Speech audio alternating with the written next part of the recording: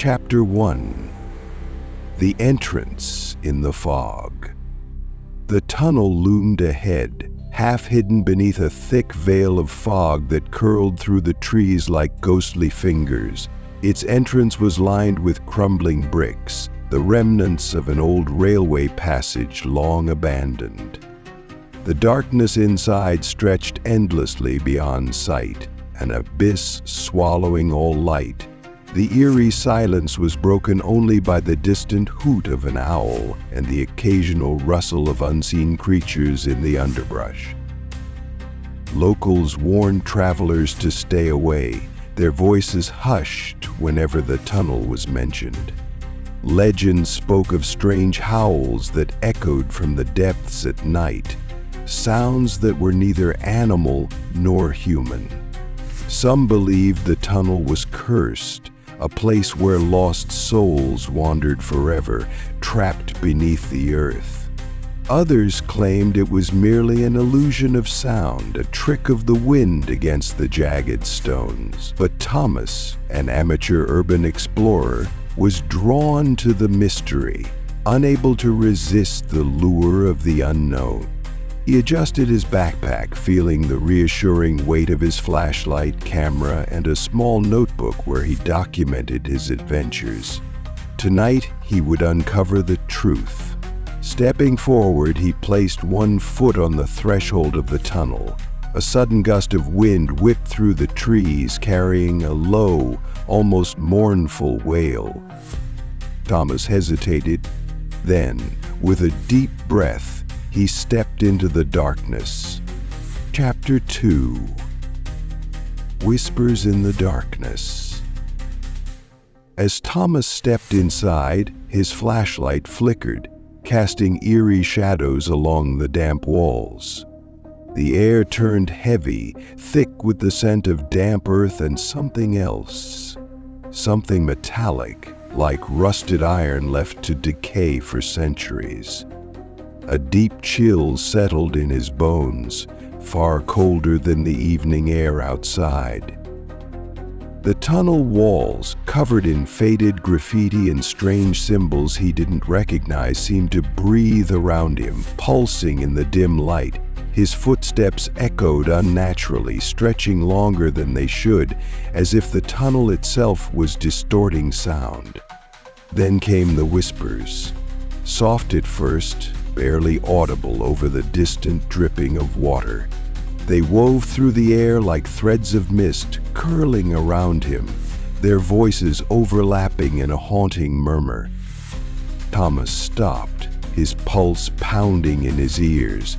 He turned in every direction, his flashlight darting across the tunnel walls, but he was alone. The whispers, however, persisted. They weren't coming from a single source. They were everywhere, seeping from the very stone itself.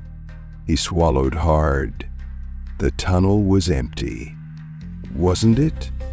The whispers grew louder, words forming but remaining just out of reach, as if they belonged to a language he had long forgotten. He took a hesitant step forward, and instantly the whispers stopped. Silence crashed over him like a wave. Then a single breath.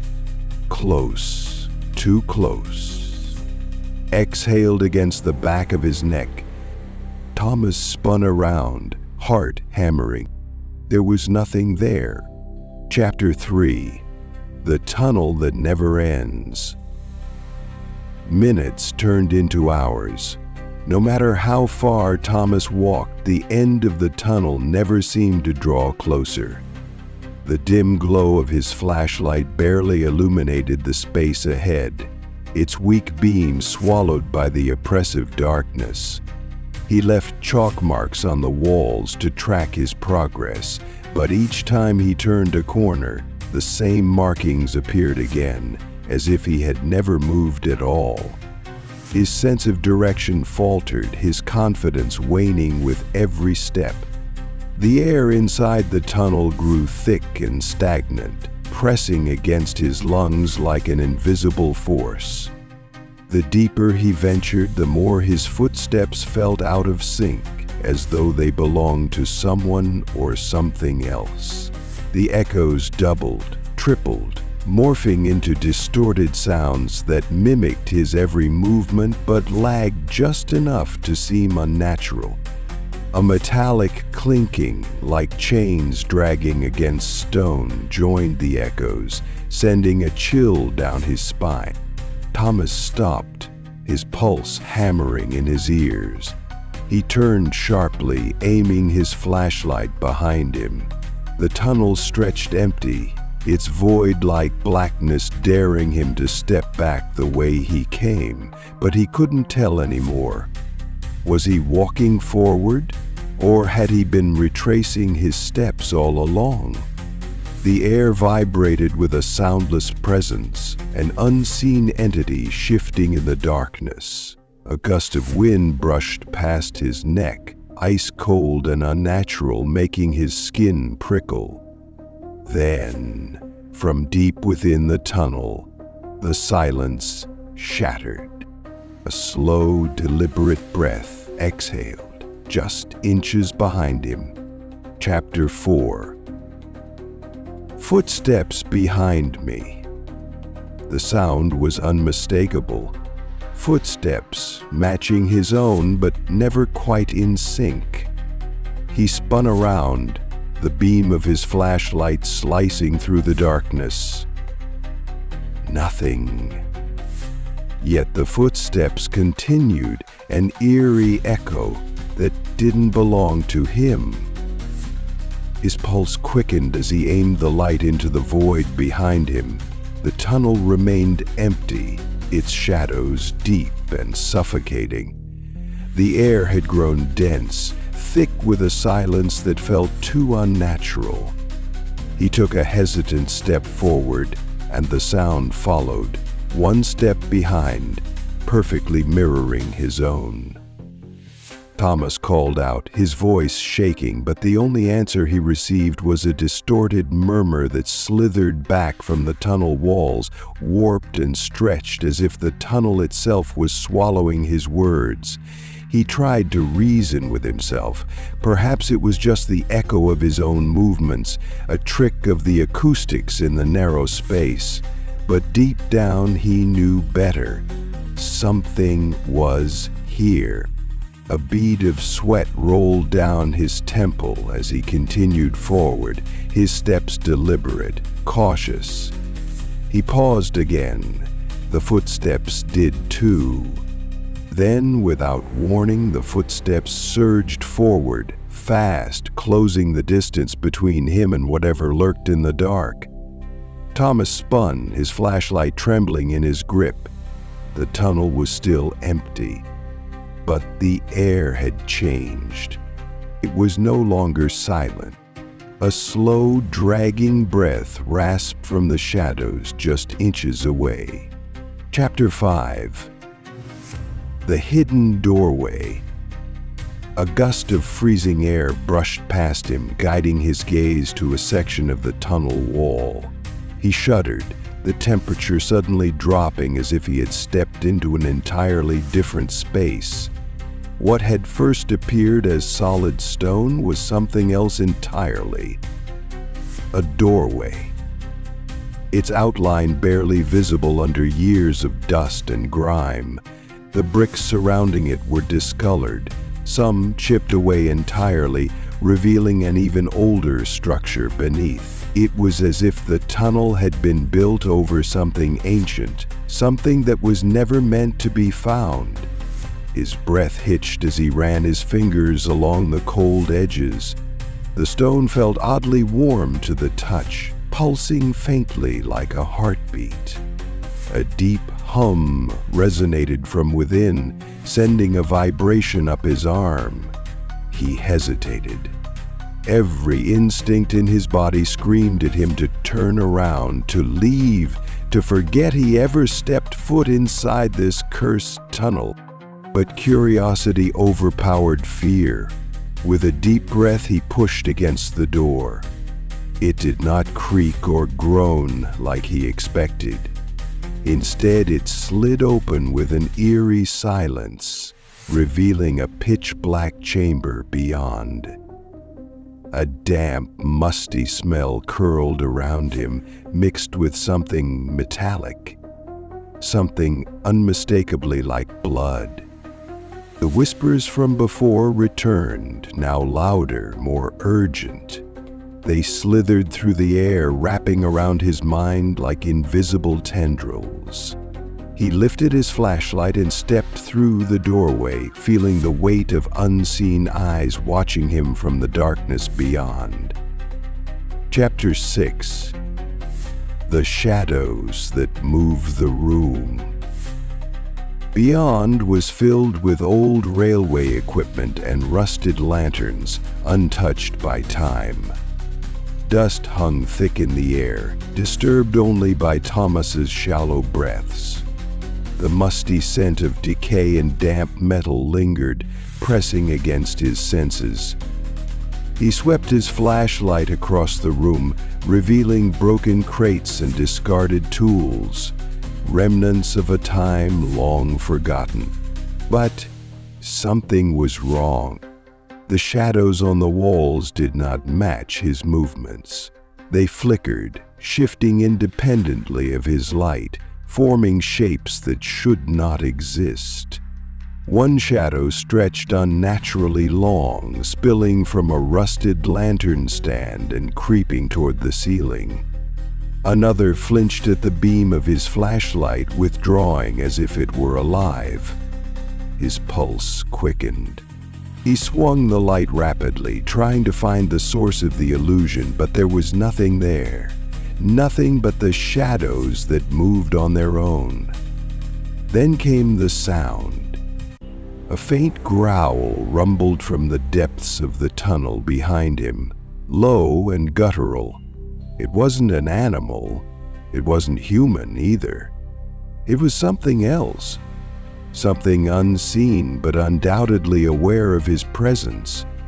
Thomas stiffened, his grip tightening around his flashlight. The shadows quivered in response, shifting unnaturally fast, elongating, distorting. A sudden movement caught his eye. One shadow detached itself from the wall entirely. It was no longer just a trick of the light. It was something real. Chapter 7. Voices from the Past. Thomas found a leather-bound journal, its pages yellowed and brittle, resting atop a rusted toolbox. He hesitated before picking it up, a strange unease settling over him as his fingers brushed the cracked leather. The scrawled handwriting inside was jagged and frantic, the ink smeared in places as if the writer's hand had trembled while composing the words. The entries spoke of workers who had vanished inside the tunnel decades ago, their screams swallowed by the darkness. Some pages were torn out, leaving only fragments of sentences, half-written warnings, desperate pleas for help, and chilling descriptions of strange figures glimpsed in the shadow. A sharp gust of cold air rushed through the chamber as he turned another page, and the whispering voices returned.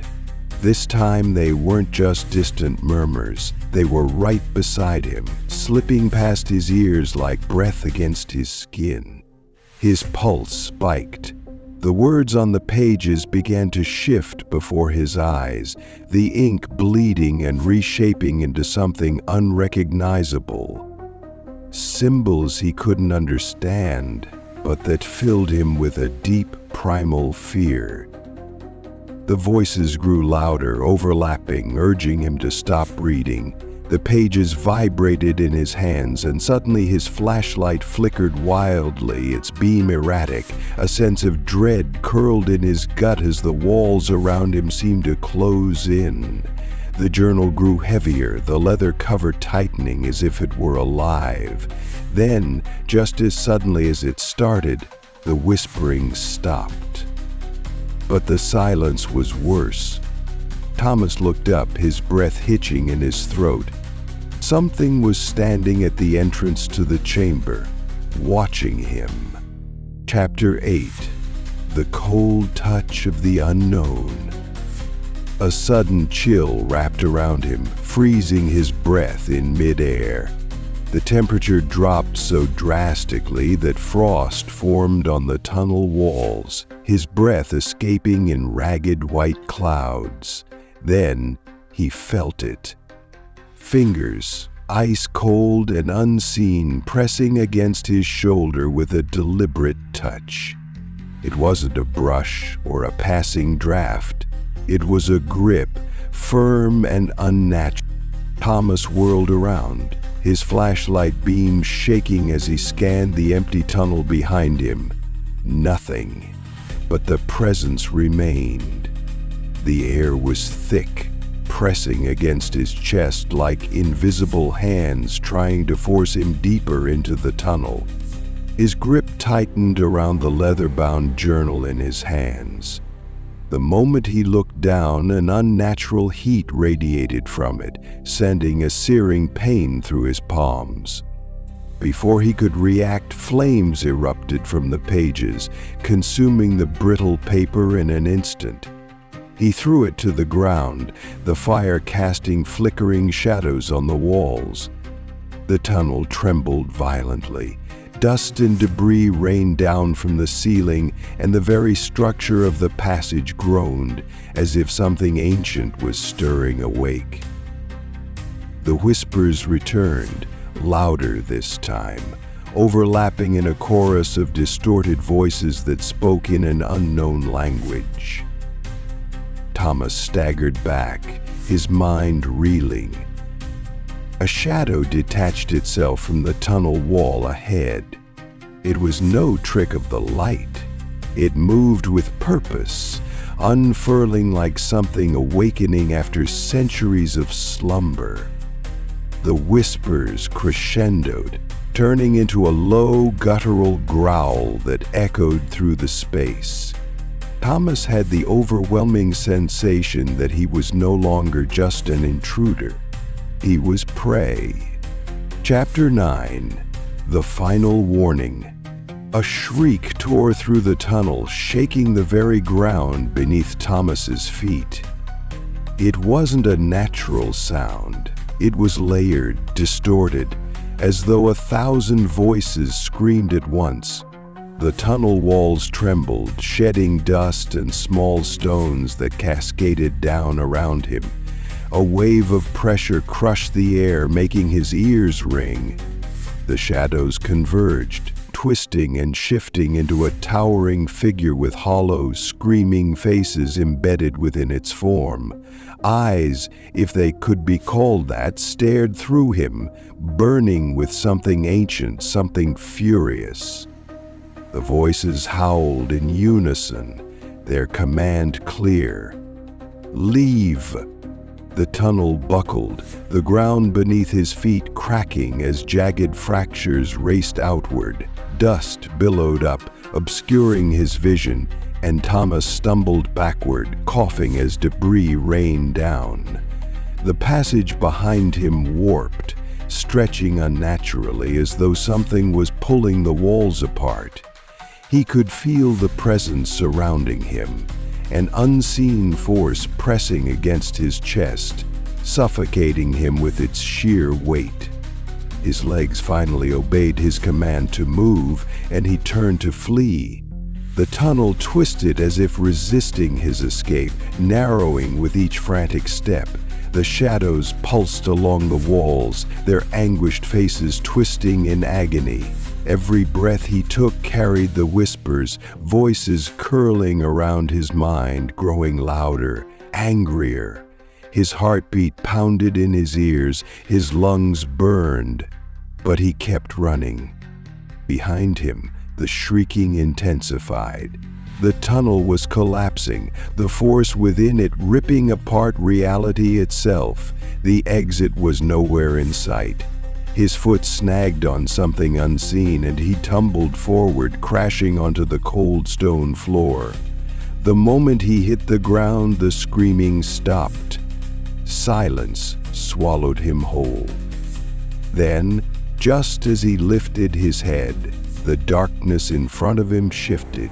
Something was waiting. Chapter 10. Trapped beneath the earth, Thomas ran, sprinting towards the entrance that now seemed impossibly distant. The tunnel shifted around him, walls twisting and contorting as though they were alive. The air grew thick, pressing against his chest like unseen hands trying to force him back into the abyss. His lungs burned, his vision blurred, but he pushed forward, desperate to escape the nightmare. With one final, desperate leap, he reached the threshold just as the tunnel collapsed behind him. The deafening roar of falling stone sent a shockwave through the air, knocking him to the ground. He gasped, his heart pounding violently against his ribs.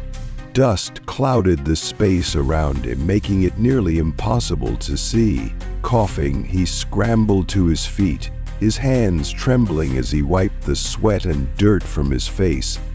He turned back, expecting to see the entrance where he had first stepped into the cursed passageway. But it was gone.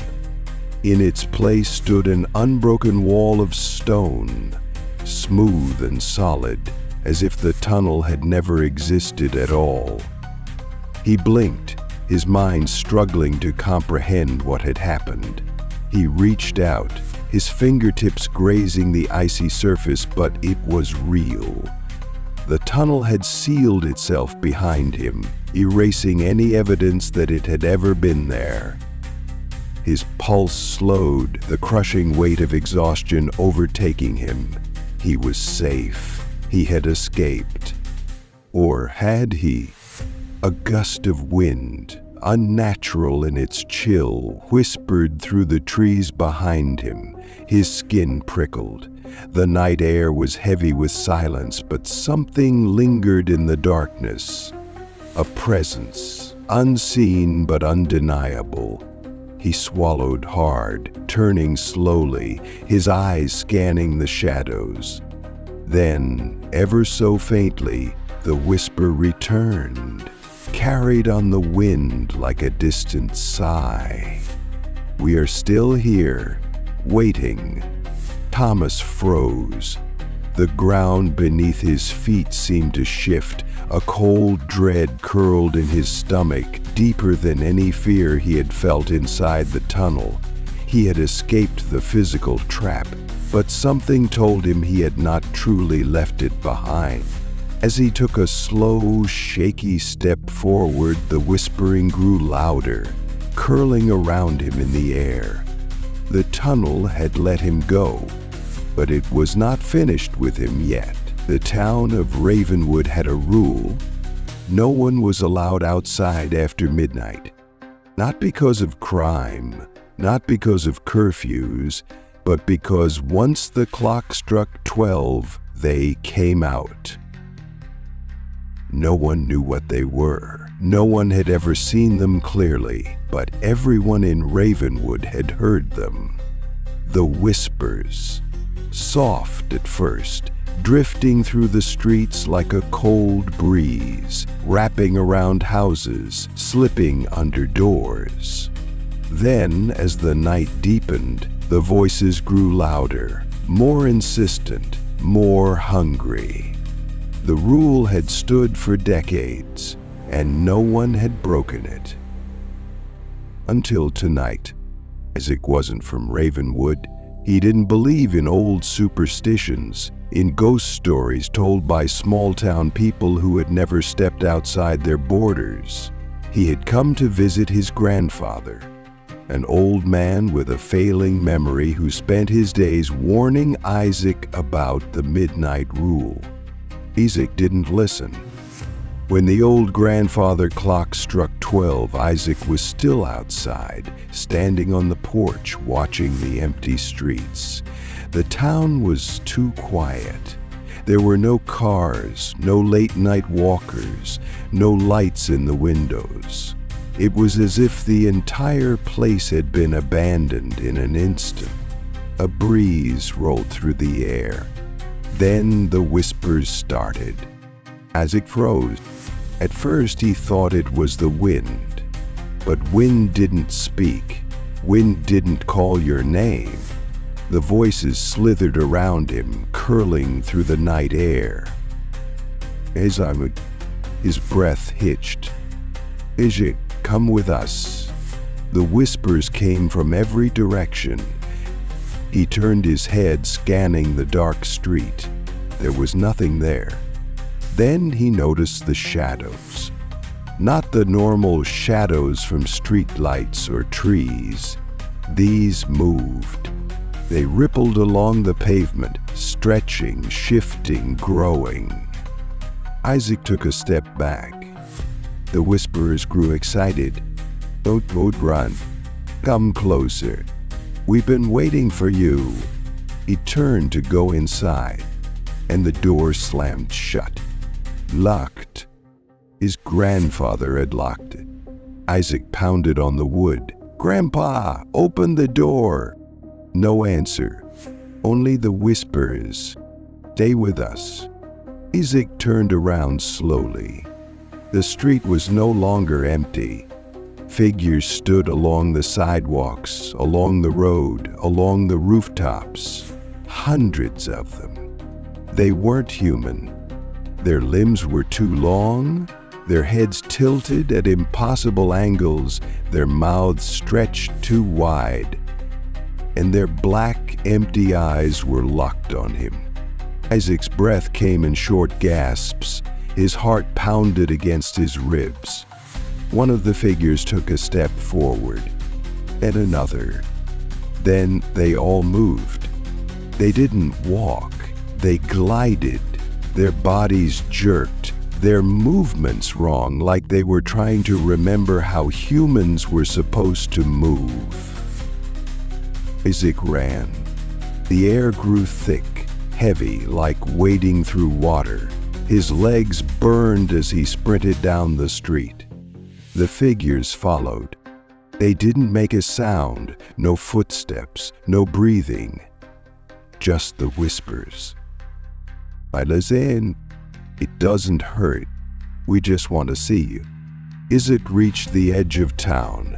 The old iron gate stood just ahead, rusted and broken from years of decay. If he could get through, if he could just cross the town line. The ground vanished beneath him. Isaac tumbled forward and landed back on the street.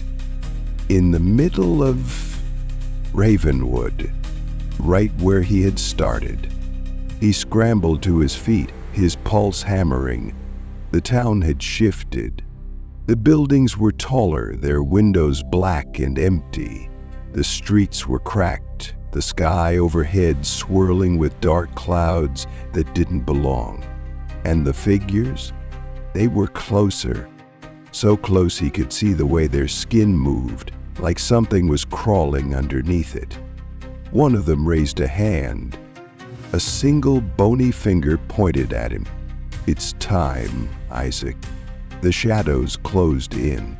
The whispers became screams. Isaac tried to run, but the shadows grabbed him. Cold, claw-like fingers wrapped around his arms, his legs, his throat. They pulled him down. The world collapsed. The sky ripped open. And then, silence. Isaac woke up in his bedroom. His sheets were damp with sweat. The morning sunlight streamed through the window, warm and normal. Had it been a dream? He sat up, rubbing his face. His hands were shaking. His heart still thundered in his chest. Then he noticed his door was unlocked. Slowly, he stood up and walked to the front porch. The town looked normal. People walked the streets. Cars rolled by. The world was exactly how it should be. Except for one thing. No one looked at him. No one spoke to him. It was as if he didn't exist. He stepped onto the sidewalk. A woman brushed past him without a second glance. A man on a bike rode by, his eyes fixed on the road. Isaac swallowed hard. He turned to the old woman sitting on a nearby bench. "Excuse me," he said. "Can you?" She didn't react, didn't blink. It didn't even see him. Isaac's stomach twisted. He turned and froze. His reflection in the store window wasn't his. The figure in the glass had black, empty eyes. His mouth stretched too wide. And slowly, it smiled. A whisper curled in his ear. "You never left." Isaac had stopped sleeping. It had been a week since that night, a week since he had broken the rule, a week since he had woken up in a town that no longer saw him. And no one spoke to him, no one looked at him. He had become invisible, a ghost in his own world. He tried yelling, tried grabbing people's arms, tried screaming in their faces. But it was like he wasn't there, like he had never existed at all. And the worst part? The whispers never stopped. They followed him, everywhere. Soft at first, curling in the corners of his mind, just out of reach. But by nightfall they grew louder, insistent, hungry. "We see you, Isaac. Come home. You don't belong here." He tried to leave Ravenwood. It didn't work. Every time he crossed the town limits, he found himself right back where he started. No matter how far he drove, how many streets he ran down, how many turns he took, he always ended up back in the middle of town, trapped. Something had gone wrong that night. Something had changed him. And now the town was different too. The buildings weren't in the same places as before. The streets twisted in ways they never had. The sky turned darker too soon. The nights stretched longer than they should. And the people, they were changing. At first he thought he was imagining it, a blink and you'll miss it kind of thing. But then he started seeing it. The way Mrs. Calloway, the old woman who used to run the bakery, moved too stiffly now. The way the mailman, Mr. Hughes, never blinked when he walked past. The way children playing outside never actually spoke, just opened their mouths and made no sound. It was like they weren't real anymore. Like they were just copies. Isaac knew he was running out of time. The whispers grew worse on the 7th night. Isaac sat in his grandfather's house, clutching a kitchen knife, his hands white-knuckled and shaking. The air was thick with something wrong. The lights in the house had begun to flicker. Then, a sound from the front porch, a soft creak, like someone stepping onto the wood. Isaac's breath hitched. He turned slowly, barely daring to look. Through the window, he saw them. Not the townspeople. The things from that night. They stood on the sidewalk, on the road, on the rooftops. Hundreds of them. Their bodies were too thin, too stretched. Their limbs hung loosely, like puppets with cut strings. And they were all looking at him. One of them stepped forward. Isaac backed away from the window. His heart pounded. His skin crawled with something cold and primal. Then, a knock at the door. 3 slow, deliberate knocks. Isaac clamped a hand over his mouth to keep from screaming. The whispers slithered through the walls, curling around him, seeping into his bones. "You let us in once. Let us in again." The doorknob twisted. Isaac ran. He bolted through the house, his footsteps loud in the empty rooms. The shadows moved wrong around him, stretching toward him, reaching. Then he heard it. Voice from upstairs. Isaac? He froze. The voice was his grandfather's. But it couldn't be. His grandfather had locked him out that night. His grandfather hadn't spoken to him since. He turned toward the stairs. The air was wrong up there. The light was dimmer than it should have been. The walls seemed closer together. The voice came again. Isaac, come up here. He didn't move. His pulse pounded against his skull. Something shifted at the top of the stairs. A shadow. A figure stepped forward. It looked exactly like his grandfather, but his eyes were gone. Just black, empty pits. Isaac choked back a scream. The thing wearing his grandfather's skin smiled. Come closer. Isaac ran for the back door. He didn't look back. He didn't listen to the way the walls groaned behind him. Didn't stop as the whispers turned into laughter. He burst into the backyard, slamming the door shut behind him. And everything was different. The town was gone. The houses had vanished. The sky was too dark.